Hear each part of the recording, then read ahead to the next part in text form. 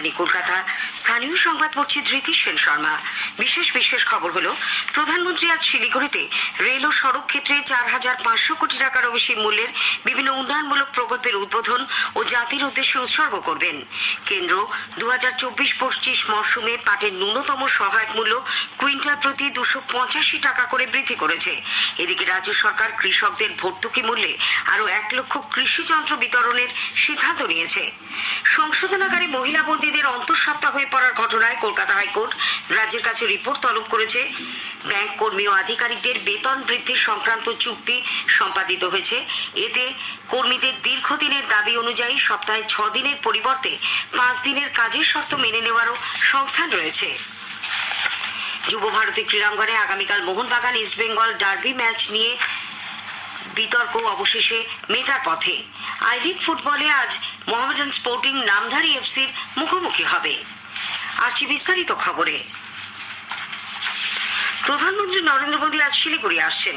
অসম ও অরুণাচল প্রদেশ সফর শেষে তিনি এখানে পৌঁছে রেল ও সড়ক ক্ষেত্রে 4,500 কোটি টাকারও বেশি মূল্যের বিভিন্ন উন্নয়নমূলক প্রকল্পের উদ্বোধন ও জাতির উদ্দেশ্যে উৎসর্গ করবেন। এর মধ্যে রয়েছে একলাখি বালুরঘাট, বারসই রাধিকাপুর, রানীনগর জলপাইগুড়ি হলদিবাড়ি, শিলিগুড়ি আলুয়াবাড়ি সেকশন ভায়া বাগডোগরা এবং শিলিগুড়ি সেবক আলিপুরদুয়ার জংশন শামুকতলা ইত্যাদি।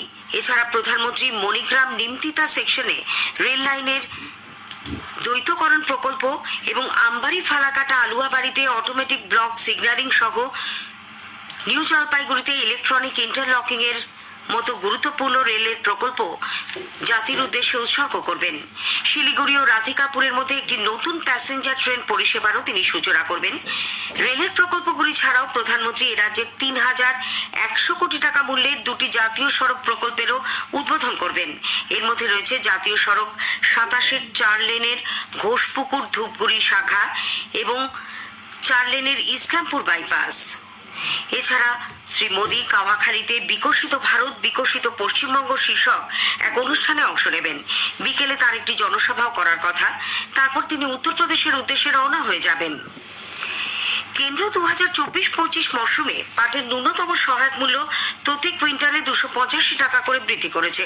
কেন্দ্রীয় কৃষিমন্ত্রী অর্জুন মুন্ডা গতকাল নতুন দিল্লিতে সাংবাদিকদের কথা জানিয়ে বলেন, এর ফলে লক্ষ লক্ষ পাট চাষি উপকৃত হবেন।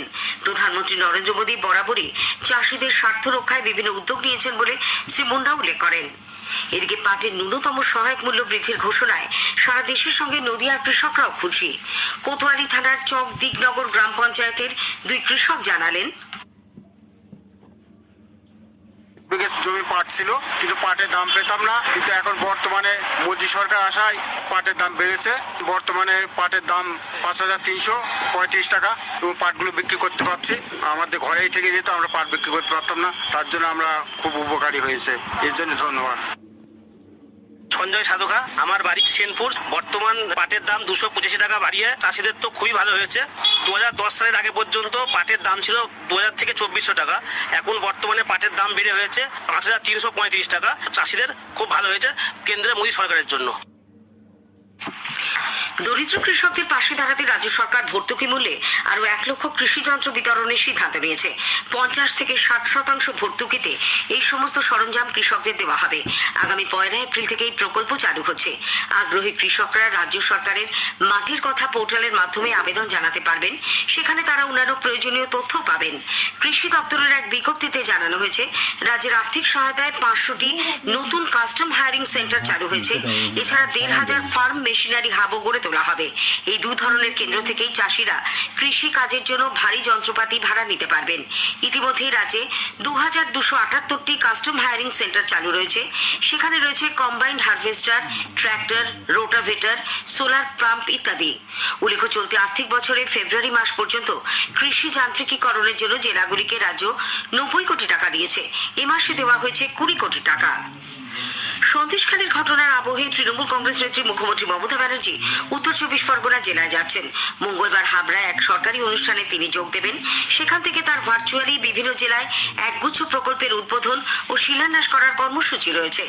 এদিকে কলকাতা হাইকোর্ট আগামীকাল সন্দেশখালীতে বিরোধী দলনেতা শুভেন্দু অধিকারীর সভার অনুমতি দিয়েছে। পুলিশের অনুমতি না পেয়ে ওই দিন সভা করতে চেয়ে আদালতের দ্বারস্থ হয়েছিলেন শুভেন্দু।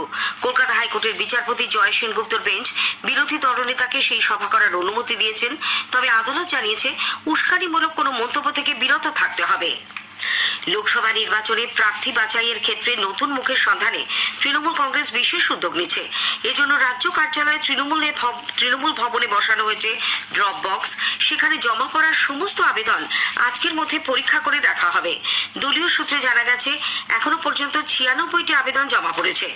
আগামীকাল ব্রিগেডে তৃণমূল কংগ্রেসের জনগর্জন সভার মঞ্চ থেকে দলনেত্রী মুখ্যমন্ত্রী মমতা ব্যানার্জি 42টি লোকসভা কেন্দ্রে দলীয় প্রার্থীদের নামের তালিকা ঘোষণা করতে পারেন বলে মনে করা হচ্ছে।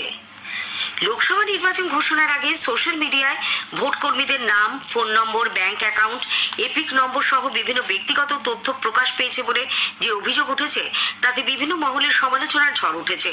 শিক্ষানুরাগী ঐক্যমঞ্চ এ ব্যাপারে তীব্র ক্ষোভ প্রকাশ করে বলেছে, বিগত পঞ্চায়েত নির্বাচনেও এইরকম তথ্য ফাঁস করে ভোট কর্মীদের বিভিন্নভাবে ভয় দেখানোর ঘটনা ঘটেছিল। মঞ্চের সাধারণ সম্পাদক কিঙ্কর অধিকারী বলেছেন, রাজনৈতিক দলগুলির কাছে যাতে ভোট কর্মীদের তথ্য না যায়, নির্বাচন কমিশনের কাছে তারা সেই দাবি জানাবেন। এজন্য আগামী 14ই মার্চ রাজ্যের মুখ্য নির্বাচনী আধিকারিকের দপ্তরের সামনে বিক্ষোভ প্রদর্শন ও ডেপুটেশন কর্মসূচি গ্রহণ করা হয়েছে।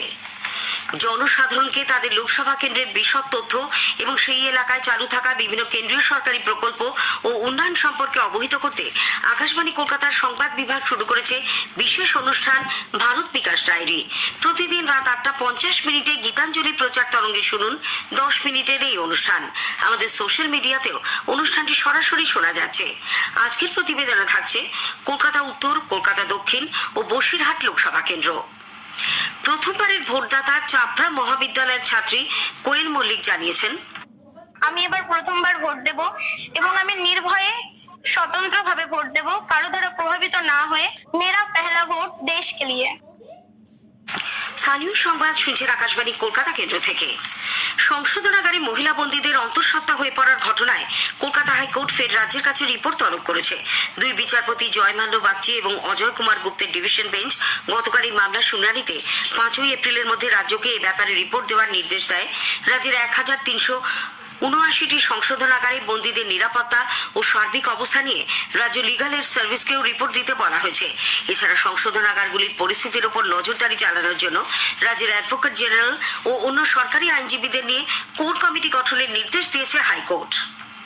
ব্যাংক কর্মী ও আধিকারিকদের বেতন বৃদ্ধি সংক্রান্ত চুক্তি চূড়ান্ত হয়েছে। এর ফলে তাদের 17% বেতন বৃদ্ধি হবে। 2022 সালের 1 নভেম্বর থেকে এই চুক্তি কার্যকর হবে। ব্যাংক কর্মীদের দীর্ঘদিনের দাবি অনুযায়ী সপ্তাহে 6 দিনের পরিবর্তে 5 দিনের কাজের শর্ত মেনে নেওয়ার সংস্থানও রয়েছে এই চুক্তিতে। AIBEA সহ ব্যাংক কর্মচারীদের 5টি এবং অফিসারদের 4টি সংগঠনের মধ্যে এই চুক্তি সম্পাদিত হয়। অল ইন্ডিয়া ব্যাংক অফিসার্স কনফেডারেশনের রাজ্য সম্পাদক শুভজ্যোতি চট্টোপাধ্যায় এই চুক্তিকে স্বাগত জানিয়ে বলেছেন, অত্যন্ত আনন্দের ব্যাপার। বেতন চুক্তি ব্যাংকিং ইন্ডাস্ট্রি গঠিত হয়েছে, শুধুমাত্র আর্থিক সুবিধা নয়, বর্তমান ব্যাংকিং ইন্ডাস্ট্রির অত্যন্ত গুরুত্বপূর্ণ যে চাহিদা 5 দিনের সপ্তাহ, পারমিশনেরও প্রয়োজন আছে এবং এটা খুব শীঘ্রই আমরা আশা করছি যেটা গভর্নমেন্টের কাছ থেকে পাওয়া যাবে এবং রিজার্ভ ব্যাংকের কাছ থেকে খুব শীঘ্রই ব্যাংকিং ইন্ডাস্ট্রিতে 5 ডেজ ব্যাংকিং চুক্তি অনুযায়ী লাগু হতে চলেছে। AIBUCর পক্ষ থেকে এই সিদ্ধান্তকে আমরা সাধুবাদ জানাচ্ছি। কলকাতা পুরসভার সংযোজিত এলাকার 142, 143 ও 144 নম্বর ওয়ার্ডে পরিশ্রুত জল সরবরাহের পরিমাণ বৃদ্ধি করার লক্ষ্যে 3টি নবনির্মিত জলাধার চালু হয়েছে। রাজ্যের পুর নগর উন্নয়ন মন্ত্রী মেয়র ফিরহাদ হাকিম গতকাল এগুলির উদ্বোধন করেন। পূর্ব রেলের শিয়ালদা ডিভিশনের নৈহাটি এবং নৈহাটি লিঙ্ক কেবিনের মধ্যে ডাউন ব্যান্ডেল লাইনের রক্ষণাবেক্ষণ এবং মধ্যমগ্রাম ও বিরাটির মধ্যে ডাউন লাইনে মেরামতির কাজের জন্য আজও আগামীকাল বেশ কয়েকটি ট্রেন বাতিল করা হয়েছে। পূর্ব রেল সূত্রে জানা গেছে, আজ নৈহাটি, ব্যান্ডেল, শিয়ালদা, বনগাঁ থেকে একটি করে এবং আগামীকাল শিয়ালদা ও বনগাঁ থেকে একটি করে লোকাল বাতিল থাকবে। এদিকে পূর্ব রেলের হাওড়া ডিভিশনের হাওড়া বর্ধমান শাখায় লিলুয়া স্টেশনে ফুটের ওভারব্রিজ গার্ডার চালুর জন্য আগামীকাল ট্রাফিক ও পাওয়ার ব্লক থাকবে। সেই কারণে আগামীকাল হাওড়া থেকে 14, বর্ধমান থেকে 5, ব্যান্ডেল থেকে 4 এবং আরামবাগ, সিঙ্গুর, তারকেশ্বর, গোঘাট ও কাটোয়া থেকে একটি করে লোকাল ট্রেন বাতিল করা হয়েছে। যুব ভারতী ক্রীড়াঙ্গনে আগামীকাল মোহনবাগান ইস্টবেঙ্গল ডার্বি ম্যাচের টিকিট নিয়ে বিতর্ক অবশেষে মেটার পথে।